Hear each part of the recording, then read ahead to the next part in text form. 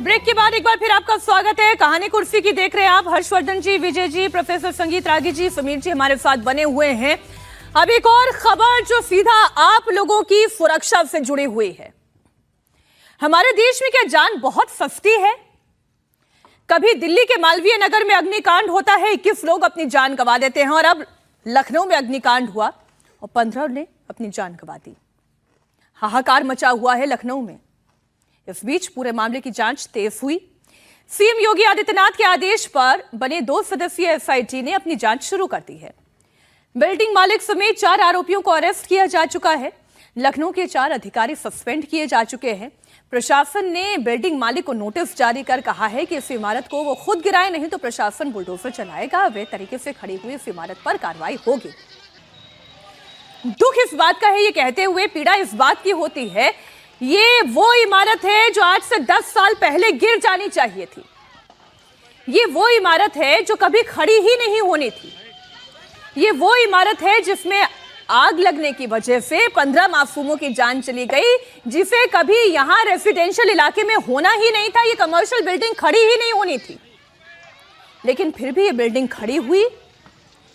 यहां पर pet shop चलती रही, यहां पर कोचिंग सेंटर चलता रहा, यहां गेमिंग जोन चलता रहा, और अग्निकांड में 15 लोगों की जान चली गई। इस अग्निकांड में जो लोग मारे गए हैं उसमें अधिकतर जो है वो 20 से 24 साल के बीच के युवा हैं।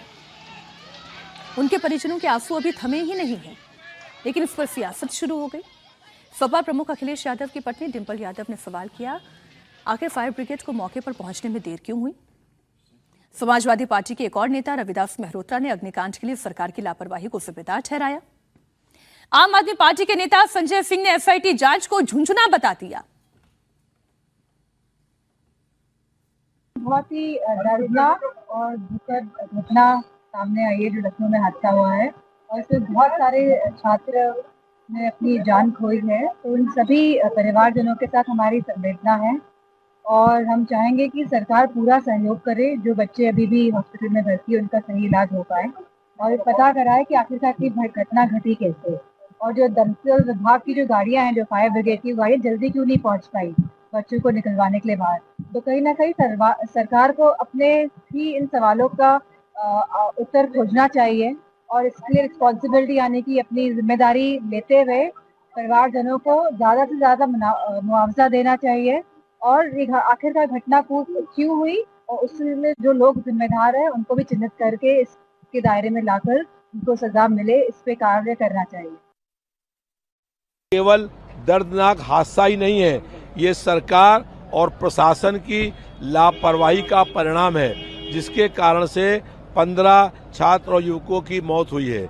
यहाँ पर आवासीय क्षेत्र है, लेकिन लखनऊ विकास प्राधिकरण ने और सरकार ने पैसा लेकर के यहाँ कमर्शियल काम शुरू करा दिया है, और उसके बाद देखा नहीं कि इस बिल्डिंग में आग लगने के बाद उसको बुझाने का कोई सिस्टम लगा है कि नहीं।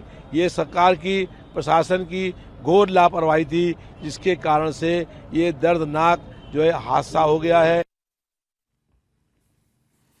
लखनऊ अग्निकांड के बाद राजस्थान से लेकर बिहार तक एक एक्शन देखने को मिल रहा है। वो आपको इन्फॉर्मेशन दे दूं, फिर इस चर्चा को स्टूडियो में लेकर आऊंगी। शहर शहर प्रशासन एक्शन में है।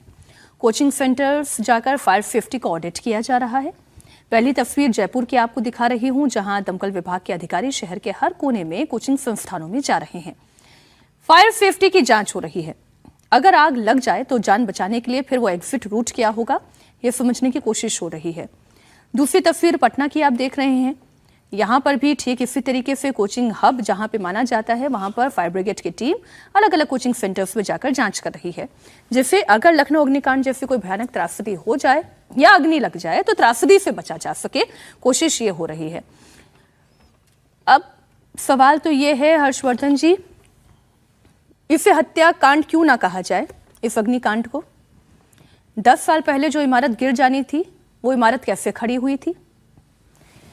फायर की कोई एनओसी यहां पर है नहीं। क्यों? क्योंकि एनओसी भी तो तब होगी जब 15 मीटर ऊंची इमारत होगी। आप उससे इंच भर कम भी कर लीजिए, आपका तो मामला हल हो गया, आपके पैसे बच गए। अधिकारी किसी की पॉकेट आप गर्म कर लीजिए, कोई चिंता की बात नहीं, चला लीजिए आप कमर्शियल बिल्डिंग। लेकिन जब ऐसी घटना घट जाए तब फिर व्यक्ति क्या करे? नहीं, मैं तो बार बार ये कहता हूँ कि ऐसी खबरों पर क्या बोलें। आपने जो कुछ कहा सब सच है, और सवाल ये है कि हम लोग भी तो अभी बात करेंगे ना, जब 15 जानें चली गई हैं। हम लोगों की भी तो चमड़ी मोटी हो चुकी है हम सबकी। अभी अभी तो दिल्ली में वो तथाकथित तौर पर वो होटल था या क्या था, और उस दिन मैंने एक बात कही थी, आज यहाँ खड़े हैं, जरा बताइए कि उस इलाके में वैसे कितने होटल बंद हो गए। 3 दिन अखबारों में खबर छपी, रिपोर्टर भी जाकर करके आया कि इतने दुकानों पर सील लग गया। कितने सील खुल गए, क्या हमने पता किया? क्या हमने रिपोर्ट देखी थी कि दिल्ली में उस होटल से 100 मीटर की दूरी पर एक दूसरा था जिसने घर में सिर्फ लिफ्ट लगवा दी थी, जगह कम थी उसके पास, तो कमरा लिफ्ट बस इतना ही था, रिसेप्शन कमरा लिफ्ट, सीढ़ी थी ही नहीं क्योंकि जगह नहीं थी। बढ़िया से चल रहा है होटल, जिनको लगता है तो सस्ते मिल जाता है, चले जाते हैं। क्या हम भी ऐसे होटल तोड़ने के अभियान का समर्थन कर पाएंगे क्या? ये जो हुआ, जरा सोचिए। अब मैं देख रहा था कि इसमें छत का ताला लगा हुआ था। ज्यादातर लोग अपने छत का ताला लगा के रखते हैं। अब वो चाहे उसको आप ये कह लीजिए कि सुरक्षा के लिहाज से, चाहे किसी भी लिहाज से, कोई गलत नियत से नहीं रखता। कहते भाई छत पे ताला लगा दो। हम सब अपने छत का ताला लगा के रखते हैं। आखिरी समय में चाबी कहाँ लगती? पहले ताले नहीं लगते थे घरों में, पहले तो छत से निकलकर आदमी दूसरी छत से होते चला जाता था। लेकिन जब हम कहते हैं कि सिस्टमेटिक फेल्योर, तो क्या वो सिस्टमेटिक फेल्योर सीएम के वहां चले जाने भर से ठीक हो जाएगा? नहीं हो। बिल्कुल जाना चाहिए। बहुत संवेदनशील व्यवहार है, किसी भी मुख्यमंत्री को, किसी भी अधिकारी को, किसी भी व्यक्ति को वहां जाना चाहिए। कल हम लोगों ने देखा ब्रिजेश पाठक वहां पहुंच गए थे, फिर सीएम भी पहुंचे। लेकिन सवाल यह है कि क्या 3 लोगों 4 लोगों की गिरफ्तारी करके, और क्या वहां जितने ऐसे मकान उनको तोड़ने का साहस किसी सरकार में है? और वो सरकार जो चुनाव में जा रही हो, तो क्या जनता उसको रिएक्ट उस तरह से नहीं करेगी कि अरे भाई ठीक है, हो गया, एक जगह लग गया, इसका मतलब थोड़ी ना सब गड़बड़ कर दें। हमें जरा अपने गिरेबान में भी झांक कर देखना होगा। हर कोई अपने घर के बाहर गाड़ी के लिए जगह नहीं होती, पोर्टिको अंदर नहीं है, गाड़ी बाहर खड़ी करेंगे। आप नोएडा के पॉश इलाके, दिल्ली के पॉश इलाके में चलिए, अगर कोई दुर्घटना हो जाए तो आदमी जल्दी से निकल नहीं सकता, एम्बुलेंस नहीं निकल सकती। अभी गाजियाबाद में एक अपार्टमेंट में हुआ था, पानी की बौछार वहां तक नहीं पहुंच पा रही। अभी नोएडा में एक हुआ, यहीं की एक बड़ी पॉश सोसाइटी है सेक्टर 78 की, वहां हुआ, नहीं पहुंच पा रहा है। हम किस तरह का डेवलपमेंट कर रहे हैं? और डेवलपमेंट के साथ क्या हमारे पास उसकी इक्विपमेंट बिल्कुल बहुत अच्छा है। और मैं तो सोचता हूं ये जो 90 मंजिल, 50 मंजिल, 60 मंजिल बनती चली जा रही, कहां से होगा? सोसाइटी में फ्लैट के बगल से किस तरफ से पानी जाएगा उसका कोई इंतजाम नहीं। मैक्सिमम जिसको कहते हैं ना कि ऑप्टिमम यूटिलाइजेशन होता है, तो सब कर लिया, आपको बेच दिया। मुझे लगता है ये जो सिस्टमेटिक फेल्योर है, इस पर क्या हम कोई बात करेंगे क्या? और फिर मैं कह रहा हूं, पहली बार नहीं है, देश के हर हिस्से से ऐसी घटनाएं उस दिन हम लोग चीखते हैं, उसके बाद खत्म। मैं इसी घटना से जुड़ी हुई जानकारी एक और दर्शकों को दे दूं। कई लोगों को ये लग रहा होगा कि आग में झुलसने की वजह से किसी की जान गई है। आग में झुलसने की वजह से नहीं गई है, दम घुटने की वजह से जान गई है। क्यों? क्योंकि एंट्री और एग्जिट के लिए एक ही दरवाजा था, और वो जो दरवाजा था वो थंब इंप्रेशन से खुलने वाला दरवाजा था। जैसे ही आग लगी है वो दरवाजा ऑटोमेटिक लॉक हो गया। कोई बाहर निकलता भी तो कैसे निकलता? वॉशरूम्स में जाकर किसी ने अपनी जान बचाने की कोशिश की, लेकिन अगर पूरी इमारत में धुआं भर जाए तो किसी की जान बचेगी तो कैसे बचेगी? और एक इतनी हृदय विदारक कहानी है इसी माफ कीजिए, मेरे मुंह से हत्याकांड बार बार निकल रहा है क्योंकि अग्निकांड नहीं, मुझे हत्याकांड लग रहा है। नीलेश और अनामिका युवा, इनकी दिसंबर में शादी होने वाली थी। दोनों यहीं इसी बिल्डिंग में थे। दोनों की एक साथ मौत हो गई। अब दोनों परिवार का आप सोचिए क्या हाल हो रहा होगा। रो रो कर बुरा हाल हो रहा है। दिसंबर में जिसकी शादी होनी थी, जिसके शादी के कार्ड छप गए थे, उनकी मौत हो गई। समीर जी। मीनाक्षी जी, अभी कुछ दिन पहले ही हमने अभी उत्तर प्रदेश के झांसी में बच्चे जल के मर गए थे, 10 आग लगी थी झांसी सरकारी अस्पताल में। तब भी हमने चर्चा की थी और तब भी ये बयान आया था सरकार की तरफ से कि सारे सरकारी अस्पतालों में व्यवस्था सुनिश्चित की जाएगी, उत्तर प्रदेश के स्वास्थ्य मंत्री का, कि आने वाले दिनों में किसी भी सरकारी अस्पताल में ऐसी घटना ना घटो। क्या सारे सरकारी अस्पताल की व्यवस्था उन्होंने सुनिश्चित कर ली है? अभी 2024 में राजेंद्र नगर में बेसमेंट में पानी भर के 4 बच्चे डूब के मरे थे। क्या आज दिल्ली की सरकार ये कहने की स्थिति में है कि राजेंद्र नगर में ऐसा एक भी इलीगल और ऐसा एक भी बेसमेंट नहीं है कि जहां पर सारी व्यवस्था सुनिश्चित कर ली गई है? आज आप एक इंस्टीट्यूट में आग लगी तो आप पूरे इंस्टीट्यूट को चेक कर रहे हो। अरे हर बिल्डिंग चेक कीजिए ना, हर अपार्टमेंट को आप चेक कीजिए कि जहां पर इक्विपमेंट है कि नहीं, लोग जहां रहते हैं, इंसान रहते हैं। आप थिएटर को देखिए, थिएटर के अंदर अरेंजमेंट नहीं है, क्योंकि थिएटर में आग लग जाए तो थिएटर के अंदर से लोगों का निकलना मुश्किल है। छोटे छोटे गली में मॉल खोल दिए गए, मॉल के अंदर इतनी भीड़ रहती है, वहां क्या आपने अरेंजमेंट करके रखा है? तमाम दुकानों में, शॉप के अंदर क्या अरेंजमेंट है? अस्पतालों के अंदर क्या है? बड़े बड़े सरकारी दफ्तरों के अंदर क्या है? इतनी बड़ी बड़ी बिल्डिंगें आपने खड़ी कर दी, उनके अंदर क्या अरेंजमेंट है? लिफ्ट अगर बंद हो जाए, कोई आग लगे तो आदमी कैसे सर इसी में निकलेगा? देखिए ना, एग्जिट नहीं था ना, तभी ये दो लोग कैसे उतरने की कोशिश कर रहे हैं, और फिर जितना उतर पाए उसके बाद फिर गिरे हैं नीचे, चोट लगी है उन्हें, ट्रॉमा में केजीएमयू ट्रॉमा सेंटर में भर्ती है। देखिए, जो समीर जी कह रहे हैं वो अपनी जगह बिल्कुल सही है, होना तो यही है, आदर्श स्थिति वही है।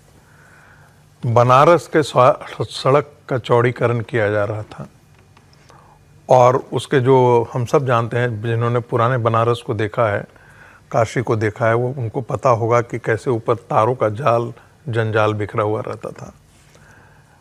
उसका विरोध करने के लिए कौन आया? समाजवादी पार्टी आई। उसका विरोध करने के कौन आया? कांग्रेस पार्टी आई। देखिए, जब ऐसा अभियान आप चालू करेंगे, चाहे वो दिल्ली में करें या लखनऊ के अंदर चलें, क्या हम ये सोच सकते हैं कि सदर बाजार के अंदर और चांदनी चौक के अंदर जो तारें लटकी होती थी उनको हम ठीक ठाक करा करके अंडरग्राउंड करा दें और उनको, उनकी गलियों को चौड़ा कर दें? संभव है क्या? नहीं संभव है। उन जगहों में, पहाड़गंज के अंदर ऐसे तमाम होटल खुले हुए हैं जहां पर ये कभी भी ऐसी घटनाएं घट सकती हैं। एक घटना हुई भी थी होटल का दरवाजा दिख रहा है। मैं फिर आगे बोल रहा हूँ, वो तो हो चुका तो हो चुका, ऐसे तमाम आने वाले दिनों में घटनाएं ऐसी घट सकती हैं। कोई सरकार हो, चाहे वो भारतीय जनता पार्टी की सरकार हो, चाहे कांग्रेस की सरकार हो, किसी की हिम्मत नहीं होगी। और ऐसा इसलिए नहीं कि ये सारे जो अर्बन टाउन प्लानिंग है, ये सब राजनीति की भेंट चढ़ गई हैं। कल जाकर के कोई अतिक्रमण के खिलाफ कोई जब अभियान चलाया जाता है तो सभी लोग सड़कों पर उतर आते हैं। कल जाकर के यदि यही जिसे हम कहते हैं कि ऑडिट हो सब जगह, तो फिर सेफ्टी ऑडिट यदि कायदे से होना चाहिए सारे घरों का, आप देखेंगे कि हम ही लोगों में से उसका आकर के बहुत बाहर इसी सड़क पर होने लगे, वो बंद कर दिया जाए, लोग प्रदर्शन करने सारे प्रदर्शन कर लेंगे।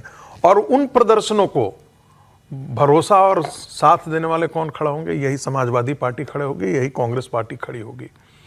सर, तो मैं कह रहा हूं, समाजवादी पार्टी कांग्रेस ही क्यों, हम सब खड़े होते हैं ना। मैंने कहीं भी आप रोकिए, कहीं भी अतिक्रमण हटाइए। मैं आपको एक इंफॉर्मेशन और दे दूं उदाहरण बोल देता हूं। मैं सहमत। 2 कुंभ बीत गए, प्रयागराज का दारागंज मोहल्ला, उसमें चौड़ीकरण होना था, अतिक्रमण हटाया जाना था, आज तक नहीं हो पाया, क्योंकि जब शुरू हुआ तो रोक दिया गया। मैं एक इंफॉर्मेशन दे दूं, अभी मनीष भट्टाचार्य हमारे सहयोगी दे 10 सेकंड जी। आप सिर्फ सरकारों को दोष मत दीजिए। सरकार यदि चाहती भी है ऐसा, तो लोग, हमारा जो सिविल सोसाइटी है, वो उसका समर्थन नहीं देने के लिए तैयार होती है। और राजनीतिक पार्टियां तो पहले से लगी हुई हैं कि भारतीय जनता पार्टी के खिलाफ कौन सा ऐसा मसाला मिले जिससे कि हम सड़कों पर उतर करके उनके वोट बैंक को तोड़ सकें। अभी क्योंकि 2 तस्वीरें मैंने आपको दिखाई थी, एक बिहार की थी और एक राजस्थान की थी, यानी पटना और जयपुर में, दोनों जगह अभी क्योंकि रेड की जा रही है, समझा जा रहा है, जहां पर खामियां पाई जा रही है तो बंद भी किया जा रहा है। तो वो एक इंफॉर्मेशन मैं दर्शकों को दे दूं। जयपुर में जो रेड हुई है उसमें मनीष भट्टाचार्य हमारे सहयोगी बता रहे हैं कि 5 कोचिंग सेंटर्स आज सीज हो रहे हैं, जिसमें अरावली क्लासेस है, मैट गुरु है, राजस्थान जेट क्लासेस है, वीजीपी क्लासेस, जेजे क्लासेस और एएसपी क्लासेस है। ये सब कोचिंग संस्थान हैं जो बंद हो रहे हैं। ठीक बिहार की भी अगर बात कर लें कि फायर सेफ्टी डिपार्टमेंट की अलग अलग टीम अलग अलग इलाकों में कोचिंग संस्थानों में गई हुई है। वहां पर खान कोचिंग में पढ़ने वाले कुछ छात्रों से जब हमारे सहयोगी नीतीश चंद्र ने बात की तो उन्होंने कहा कि छात्रों ने कहा कि हमें डर लगता है विजय जी कि कमियां हैं, अब उन कमियों को या तो दूर कर लिया जाए। और खान सर तो वैसे भी आजकल बड़े चर्चा में हैं। मीनाक्षी जी, मुझे हंसी आ रही है जितनी चर्चा हम लोग कर रहे हैं। तो ये अभी जो खबर आपने दिखाई उससे और ज्यादा मुझे हंसी आई कि राजस्थान तो पूछा सर, खान सर ने क्या कहा?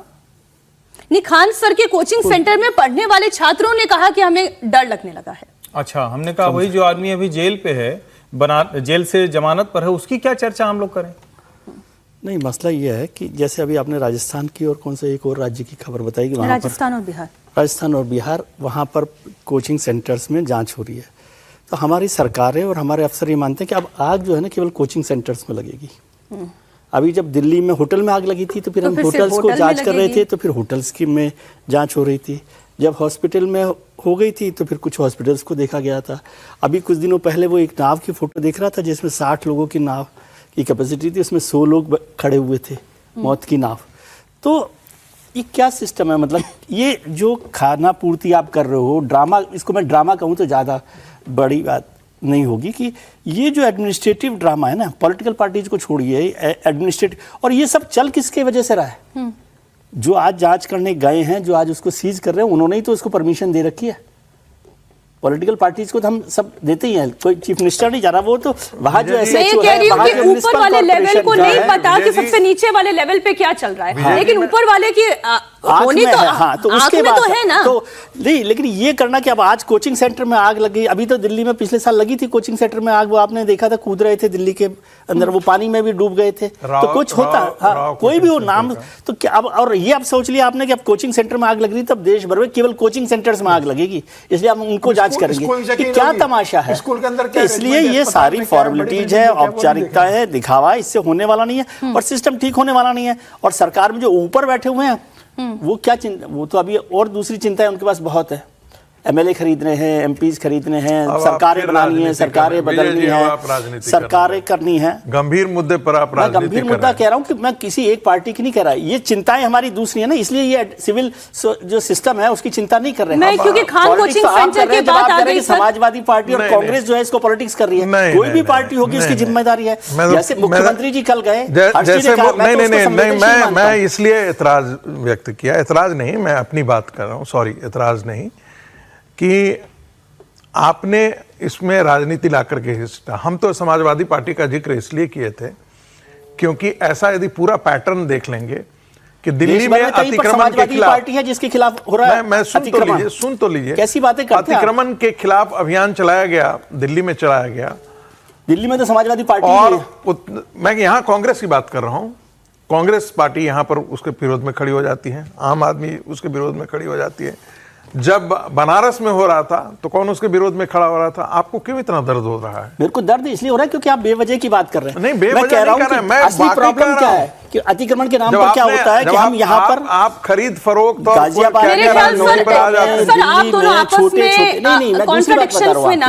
कह रहा हूँ दूसरी बात कि क्या हो रहा है कि जब अतिक्रमण हटाने की बात होगी तो गाजियाबाद, नोएडा, मयूर विहार, छोटी जगह शादरा के जो छोटे छोटे अतिक्रमण है ना वो हटा देंगे। अभी चलिए ना साउथ एक्स में जगह नहीं है सड़क पर चलने की, कोई फायर ब्रिगेड वहां आ ही नहीं सकती, कोई अतिक्रमण हटा सकता है वहां पर? कोई सरकार रहे। हालांकि हाल के दिनों में मैंने एनएफसी में भी एक बिल्डिंग गिरते हुए देखी और मैं भी दंग थी देखकर। आप खान मार्केट चले जाइए, अभी आपने कहा ना अतिक्रमण गिराने की कार्रवाई अगर हो रही है, मैं इस पे थोड़ा खान सर वाली खान मार्केट चले जाइए, मैं सीरियस नोट पे बता रहा हूँ कि खान मार्केट की जो बीच वाली गैलरी वो है सड़क, उस पर सारे रेस्टोरेंट्स बने हुए हैं और उस सड़क पर कोई गाड़ी नहीं जा सकती अंदर। नहीं, यदि वहां पर आग लग और लाइन कह देता हूं जरूरी, लेकिन कोई कर सकता है उसके खिलाफ? आप अपार्टमेंट में रहते हैं, फ्लैट में रहते हैं, तो एक पार्किंग का लाखों रुपया आप दे रहे हैं, और वो जो सेक्टर में जो सेक्टर की सड़क को कब्जा करके और 2 करोड़ 5 करोड़ की गाड़ी खड़ा किए हुए है, कौन उस पर पूछता है? वही तो कह रहा हूं, अंदर उसके एक गाड़ी खड़ी है, बाहर जो 5 गाड़ी है, क्या उसकी अथॉरिटी वसूली कर रही है? क्या उस पैसे से कुछ काम चल रहा है? अभी कल मैं खबर देख रहा था, वसूली तो होती है हर रेस्टोरेंट, ऐसी जितनी भी रेस्टोरेंट लेन होगी उसके बाहर जो है अनऑथराइज्ड पार्किंग है और उसके बाद फिर वहां वसूली भी होती है। मैं तो कह रहा हूं जो घर जिनके बने हैं बड़े बड़े, वो अपने घर के बाहर जो पार्किंग रखते हैं, वो पार्किंग कौन सी है? आप किसी के घर जाइए तो आप उसके घर गाड़ी खड़ी करने की जगह नहीं। ये मतलब मैं बार बार एक शब्द कह रहा हूं, सिस्टमेटिक फेल्योर। जब तक इस सिस्टमेटिक फेल्योर को दुरुस्त करने की बात नहीं की जाएगी, कोई अधिकारी, कोई सरकार, कोई पार्टी, कोई नेता उतने भर में बात करके खत्म हो जाएगी, जो हर बार होता है। ये खान सर वाली मुश्किल की बात कर लें सर, वरना खबर रह जाएगी। खान सर के कोचिंग सेंटर में फैजल खान बोलिए ना, जो आदमी जमानत पर है उसको सर कहना नहीं, सचमुच जो है ना, जिसके कारण एक दूसरा आदमी जेल गया, जो आदमी जिसकी वजह से ये स्थिति आ गई, उसको सर कहना ये ठीक नहीं है। मतलब मैं तो इसको कतई ठीक नहीं मानता हूं। फैजल खान बोलिए। तो फैसल खान के कोचिंग सेंटर के फायर डिपार्टमेंट ने दूसरी बार जांच की और इस बार भी कई कमियां पाई गई हैं और पिछली बार जांच के बाद कुछ सुधार जरूर किए गए, लेकिन वो नाकाफी है। कोचिंग सेंटर में फायर स्टीयरिंग का जो पूरा निर्माण है वो अधूरा है। स्प्रिंकलर डिटेक्टर सिस्टम ऑटोमेटिक नहीं है। कोचिंग सेंटर को 10 दिन का समय और दिया गया है। साथ ही चेतावनी भी दी गई है कि मानक पूरे नहीं होने पर नियम अनुसार कार्रवाई भी की जाएगी। आपकी जो बात थी वो तो उसमें आ ही गई। 10 दिन का वक्त और है। समीर जी, कितनी बड़ी बड़ी बातें करते हैं ना। अच्छा, ये कोचिंग सेंटर वाले अपना काम छोड़कर बाकी दुनियादारी की हर बात पर जो है बात नहीं, करते हैं। कायदे से कोचिंग सेंटर ये जितने हैं, एक सेकंड में, कायदे से जितने कोचिंग सेंटर हैं इन सबका जो है वो रजिस्ट्रेशन होना चाहिए। विदाउट रजिस्ट्रेशन भी कोचिंग सेंटर काम कर रहे हैं और इनको व्यवसायिक गतिविधि मान करके सरकार को उस अनुसार इनको ट्रीटमेंट स्टूडेंट्स का क्या होगा? ये तो रजिस्टर्ड तो होंगे ही मेरे ख्याल से। नहीं, नहीं, बहुत सारे मैं ऐसे ये भी कह रही हूँ होते हैं सर, जो स्टूडेंट का registered क्या होगा? नहीं मेरे मुझे Registration से क्या ब्रेक के होता लिए है? जाना है। स्टूडेंट्स का क्या होगा? आज ये कोचिंग सेंटर बंद हो गया, स्टूडेंट्स का क्या होगा? नहीं बोले स्टूडेंट ठीक है 7 दिन घर से पढ़े, आप ऑनलाइन क्लासेस करो, लेकिन व्यवस्था को सुनिश्चित तो करना पड़ेगी ना। स्टूडेंट को भविष्य को देखते हुए अगर सरकार कार्रवाई नहीं करेगी, फिर कहीं दूसरी जगह घटना घट जाएगी, सरकार के ऊपर आरोप लगेगा। 15 दिन महीने पर कोचिंग इंस्टीट्यूट बंद हो जाए, कोई दिक्कत नहीं है, वर्क फ्रॉम होम किया जाए, कोचिंग क्लासेस घर से चले, जूम पर उनकी आप पढ़ाई करो, लेकिन इसके एक बार का सॉल्यूशन निकलना जरूरी है। पूरे हिंदुस्तान के अंदर ये होना चाहिए। आप दिल्ली में अगर आप जाओगे तो अभी भी आपको 60-70% इंस्टीट्यूट ऐसे मिलेंगे जो पूरी तरीके से मानक को फॉलो नहीं करते होंगे।